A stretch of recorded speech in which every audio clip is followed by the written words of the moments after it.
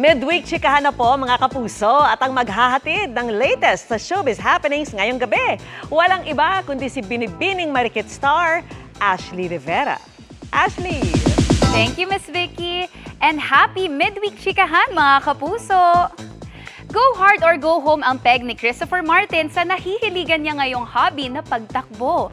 Bagong bonding din daw nila ito ng mga kaibigang sina Barbie Forteza at Alden Richards. Makichika kay Aubrey Carampel. From acting to running, ganyan ang bagong bonding ng magkakaibigan at dating twin stars na sina Alden Richards, Christopher Martin at Barbie Forteza. Si Alden, bukod sa CrossFit, nahilig din daw sa pagtakbo.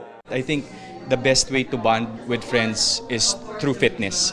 I am an advocate for that. Every Sunday morning, nakakasama raw niya sa running si Christopher na isang triathlete at ang kanilang bagong recruit na si Barbie. Ito si Barbie, since parang nasa fitness era siya. So, sinamahan na namin and nakakatuwa kasi nakikita ko kung gaano ka-fulfilled si Barbie whenever ma-break niya yung PR niya or she reach a certain kilometer sa pagtakbo. And we can all see all of that naman when she posts on social media. Gigising ka ng 4 a.m., magkikita kayo ng 5 a.m., tatakbo kayo hanggang 6 a.m., tapos kakapin na kayo. Sabi ko yung maturity ng friendship natin, nag-iba ha.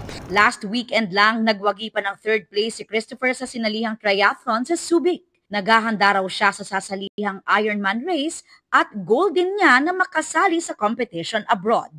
Inspirasyon nga raw niya sa pagkakaroon ng healthy and active lifestyle ang kanyang anak na si Prey. Kailangan nagsiset tayo ng good example sa anak natin. Ako doon kay Prey kasi di ko naman siya pinipilit na mag-swim or gawin yung ginagawa ko. Pero nanonood siya.